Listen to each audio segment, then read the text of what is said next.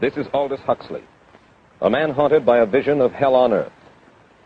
A searing social critic, Mr. Huxley, 27 years ago, wrote Brave New World, a novel that predicted that someday the entire world would live under a frightful dictatorship. Today, Mr. Huxley says that his fictional world of horror is probably just around the corner for all of us. We'll find out why in a moment. The Mike Wallace Interview, presented by the American Broadcasting Company in association with the Fund for the Republic, brings you a special television series discussing the problems of survival and freedom in America. Good evening. I'm Mike Wallace. Tonight's guest, Aldous Huxley, is a man of letters, as disturbing as he is distinguished.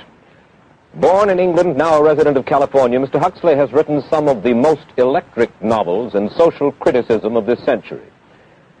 He's just finished a series of essays called Enemies of Freedom, in which he outlines and defines some of the threats to our freedom in the United States. And Mr. Huxley, right off the bat, let me ask you this. As you see it, who and what are the enemies of freedom here in the United States? Well, I don't think you can say who in the United States. I don't think there are any sinister persons deliberately trying to rob people of their freedom. But I do think, first of all, that there are a number of impersonal forces which are pushing in the direction of less and less freedom. And I also think that there are a number of technological devices which anybody who wishes to use can use to accelerate this process of going away from freedom, of imposing control. Well, what are these forces and these devices, Mr. Huxley?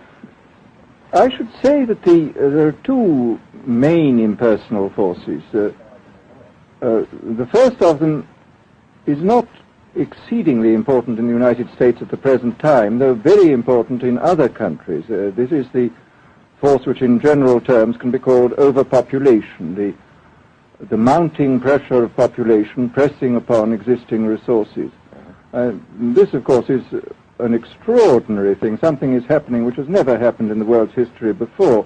I mean, let's just take a simple fact that between the time of the birth of Christ and the landing of the Mayflower, the population of the Earth doubled. It rose from 250 million to probably 500 million.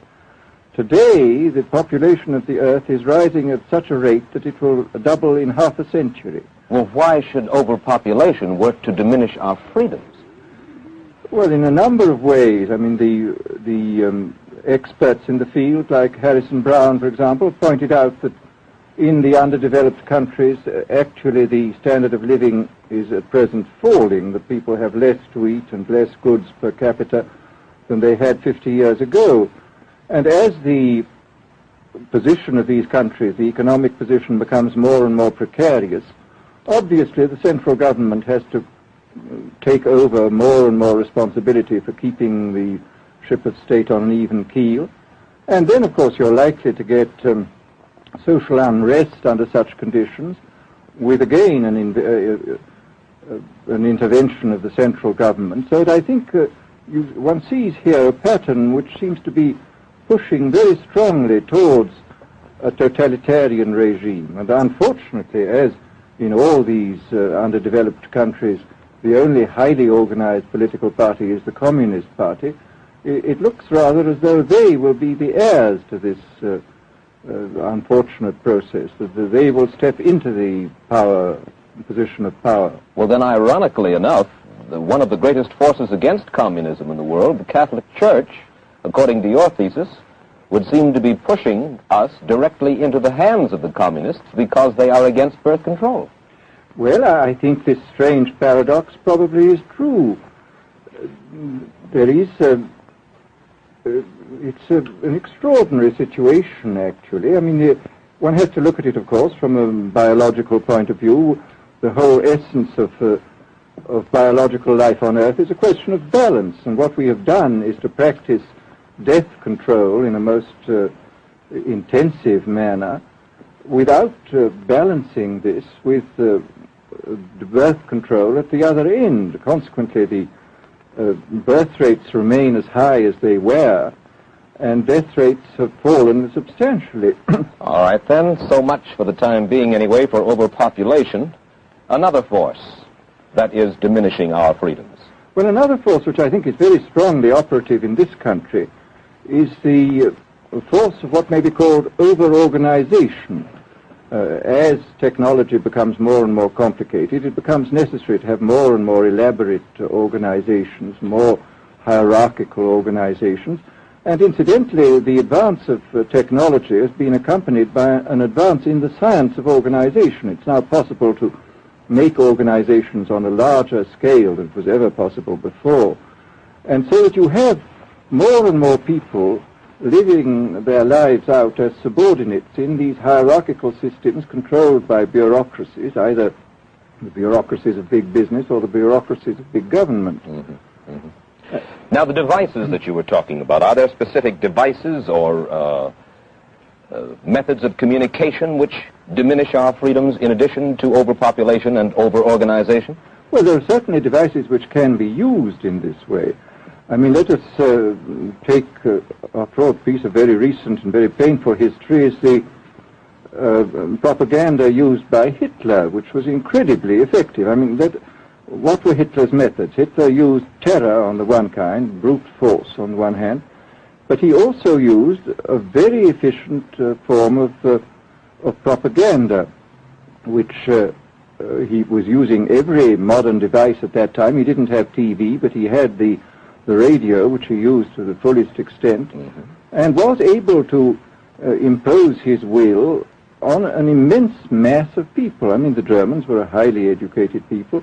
Well, we're aware of all this, but how do you equate Hitler's use of propaganda with the way that propaganda, if you will, is used, let us say, here in the United States? Are you suggesting that there is a parallel? Needless to say, it's not being used in this way now, but the point is, it seems to me, that there are methods at present available, methods superior in some respects to Hitler's method, which could be used in a bad situation. I mean, what I feel very strongly is that we mustn't be caught by surprise by our own advancing technology. This has happened again and again in history. Technology has advanced, and this changes social conditions, and suddenly people have found themselves in a situation which they didn't foresee and doing all sorts of things they didn't really want to do. Well, now, what do you mean? Do you mean that we develop our television, but we don't know how to use it correctly? Is that the point that you're making? Well, at present, the television, I think, is being used quite harmlessly. It's being used, I think, I would feel it's being used too much to distract everybody all the time. But, I mean, imagine, which must be the situation in all communist countries, where the television, where it exists, is always saying the same thing the whole time, is always driving along. It's not creating a wide front of distraction, it's creating a one-pointed drumming in of a single idea all the time. It's obviously an immensely powerful instrument. So you're talking about the potential misuse of the instrument. Exactly. We have, after all technology is in itself morally neutral. These are just powers which can either be used well or ill. It's the same thing with atomic energy. We can either use it to blow ourselves up, or we can use it as a substitute for the coal and the oil which are running out. You've even written about the use of drugs in this light. Well, now, this is a very interesting subject. I mean, in this book that you mentioned, this book of mine, Brave New World, I postulated a substance called soma, which was a very versatile drug. It would make people feel happy in small doses. It would make them see visions in medium doses, and it would send them to sleep in large doses. Well, I don't think such a drug exists now, nor do I think it will ever exist, but we do have drugs which will do some of these things, and I think it's quite on the cards that we may have drugs which will profoundly change our mental states without doing us any harm. I mean, this is the pharmacological revolution which has taken place, that we have now powerful mind-changing drugs, physiologically speaking, are almost costless. I mean, they are not like opium or like cocaine, which do change the state of mind, but leave terrible results physiologically and morally. Mr. Huxley, in your new essays, you state that these various enemies of freedom, are pushing us toward a real-life, brave new world, and you say that it's awaiting us just around the corner. First of all, can you detail for us what life in this brave new world which you fear so much, or what life might be like? Well, to start with, I think this kind of the dictatorship of the future, I think will be very unlike the dictatorships which we've been familiar with in the immediate past. I mean, take another book prophesying the future, which was a very remarkable book, George Orwell's 1984. Well, this book was written at the height of the Stalinist regime and just after the Hitler regime. And there he foresaw a dictatorship using entirely the methods of terror, the methods of physical violence. Now, I think what is going to happen in the future is the dictators will find, as the old saying goes, that you can do everything with bayonets except sit on them. That if you want to preserve your power indefinitely, you have to get the consent of the ruled. And this they will do partly by drugs, as I foresaw in Brave New World, partly by these new techniques of propaganda. They will do it by bypassing the sort of rational side of man and appealing to his subconscious and his deeper emotions and his physiology even, and so making him actually love his slavery. I mean, I think this is the danger, that actually people may be in some ways happy under the new regime, but they will be happy in a situation where they oughtn't to be happy. But let me ask you this.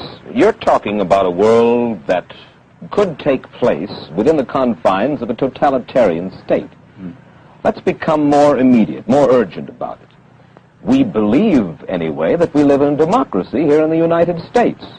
Do you believe that this brave new world that you talk about could, let's say in the next quarter century, the next century, could come here to our shores? I think it could. I mean, that's why I feel it's so extremely important here and now to start thinking about these problems, not to let ourselves be taken by surprise by the new advances in technology. I mean, for example, in regard to the use of the drugs, we know there's enough evidence now for us to be able, on the basis of this evidence and using a certain amount of creative imagination, to foresee the kind of uses which could be made by people of bad will with these things, and to attempt to forestall this. And in the same way, I think with these other methods of propaganda, we can foresee and we can do a good deal to forestall. I mean, after all, the price of freedom is eternal vigilance.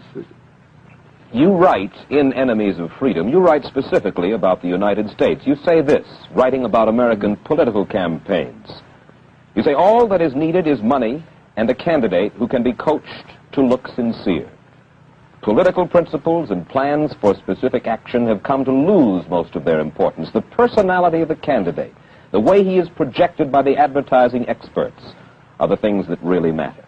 Well, this is, during the last campaign, there was a great deal of this kind of statement by the advertising managers of the campaign parties, this idea that the candidates had to be merchandised as though they were soap or toothpaste, and that you had to depend entirely on the personality. I mean, the personality is important, but there are certainly people with an extremely amiable personality, particularly on TV, who might not necessarily be very good in positions of political trust. Well, do you feel that men like Eisenhower, Stevenson, Nixon, with knowledge of forethought, were trying to pull the wool over the eyes of the American public?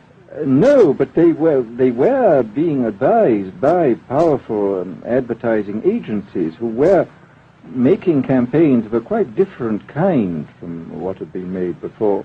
And I think we shall see probably all kinds of new devices coming into the picture. I mean, for example, this thing which got a good deal of publicity last autumn, subliminal projection.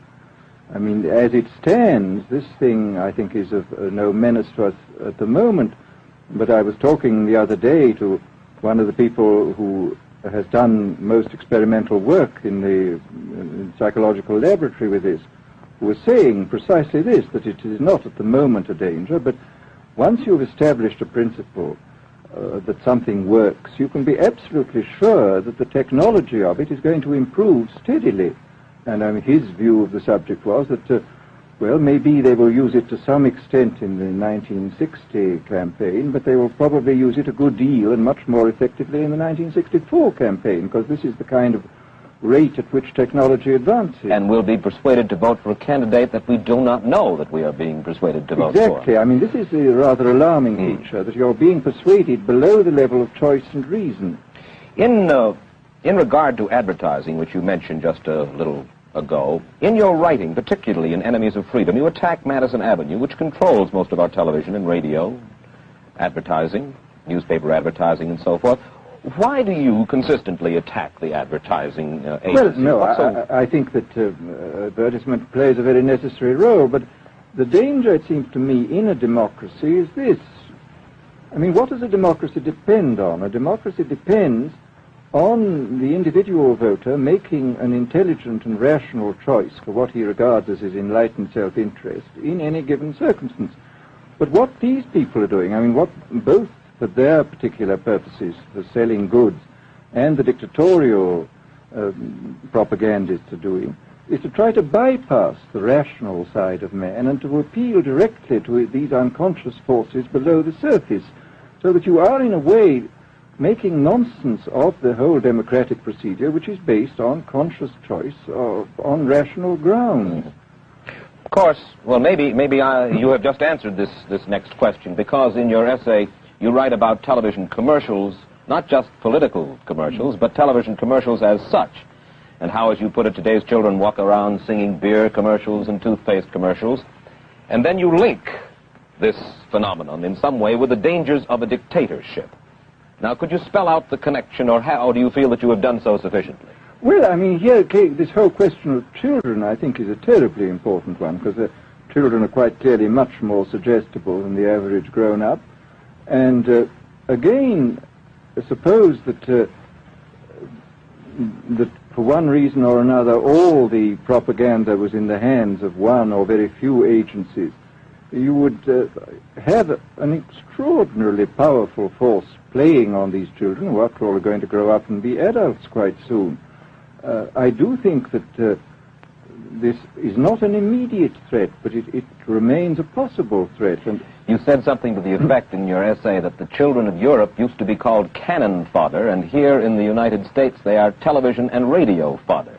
Well, after all, you can read in the trade journals the most lyrical accounts of how necessary it is to get hold of the children, because then they will be loyal brand buyers later on. Mm-hmm.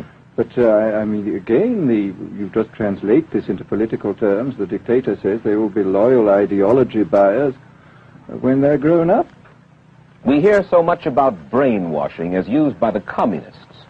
Do you see any brainwashing other than that which we've just been talking about that is used here in the United States? Other forms of brainwashing? Not in the form that has been used in China and in Russia, because this is essentially the application of propaganda methods, the most violent kind, to individuals. It's not a shotgun method like the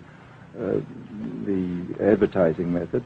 It's a way of getting hold of the person and playing both on his physiology and his psychology till he really breaks down, and then you can implant a new idea in his head. I mean, the descriptions of the methods are really blood-curdling when you read them, and not only the methods applied to political prisoners, but the methods applied, for example, to the training of the young communist administrators and missionaries. They receive an incredibly tough kind of training, which causes about 25% of them to break down or commit suicide, but produces 75% of completely one-pointed fanatics. The question, of course, that keeps coming back to my mind is this. Obviously, politics in themselves are not evil. Television is not in itself evil. Atomic energy is evil, and yet you seem to fear that it will be used in an evil way. Why is it that the right people will not, in your estimation, use them? Why is it that the wrong people will use these various devices and for the wrong motives? Well, I think one of the reasons is that these are all instruments for obtaining power, and obviously the passion for power is one of the most moving passions that exist in man, and after all, all democracies are based on the proposition that power is very dangerous and that it's extremely important not to let any one man or any one small group have too much power for too long a time. After all, what are the British and American constitutions except devices for limiting power? And all these new devices are extremely efficient instruments for the imposition of power by small groups over larger masses. Well, you ask this question yourself in Enemies of Freedom. I'll put your own question back to you. You ask this: in an age of accelerating overpopulation, of accelerating overorganization, and ever more efficient means of mass communication, how can we preserve the integrity and reassert the value of the human individual? You put the question. Now here's your chance to answer it, Mr. Huxley. Well, this is obviously, first of all, it's a question of education. I think it's terribly important to insist on individual values. I mean, there is a tendency, as you probably read a book by White, The Organization Man, a very interesting, valuable book, I think, where he speaks about the new type of group morality, group ethic, which speaks about the group as though the group was somehow more important than the individual. But this seems, as far as I'm concerned, to be in contradiction with what we know about the genetical makeup of human beings, that every human being is unique. And it is, of course, on this genetical basis that the whole idea of the value of freedom is based. And I think it's extremely important for us to stress this in all our educational life.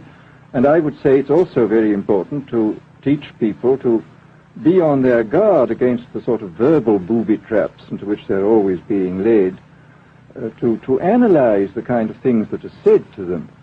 Well, I think there is this whole educational side, and I think there are many more things that one could do to strengthen people and to make them more aware of what was being done. You're a prophet of decentralization. Well, yes, if this is feasible. It's one of the tragedies, it seems to me. I mean, many people have been talking about the importance of decentralization in order to give back to the voter a sense of direct power. I mean, the voter in an enormous electorate feels quite impotent, and his vote seems to count for nothing. This is not true where the electorate is small and where he is dealing with a group which he can manage and understand. And if one can, as Jefferson, after all, suggested, break up the units into smaller and smaller units, and so get a real self-governing democracy. Well, that was all very well in Jefferson's day, but how can we revamp our economic system and decentralize and at the same time meet militarily and economically the tough challenge of a country like Soviet Russia? Well, I think the answer to that is that there are, it seems to me that the production, industrial production, is of two kinds. I mean, there are some kinds of industrial production which obviously need the most tremendously high centralization, like the making of automobiles, for example.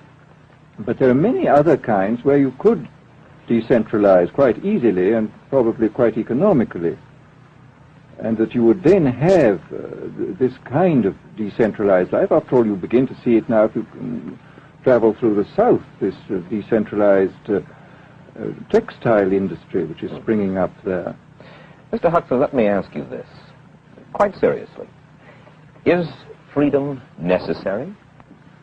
As far as I'm concerned, it is, yes. Why? Is it necessary for a productive society? Yes, I should say it is. I mean, a genuinely productive society. I mean, I think you could produce plenty of goods without much freedom, but I think the whole sort of creative life of man is ultimately impossible without a considerable measure of individual freedom, that initiative, creation, all these things which we value, and I think value properly, are impossible without a large measure of freedom. Well, Mr. Huxley, take a look again at the country which is in the stance of our opponent anyway it would seem to be there, Soviet Russia. It is strong and getting stronger economically, militarily. At the same time, it's developing its art forms pretty well. It seems not unnecessarily to squelch the creative urge among its people, and yet it is not a free society.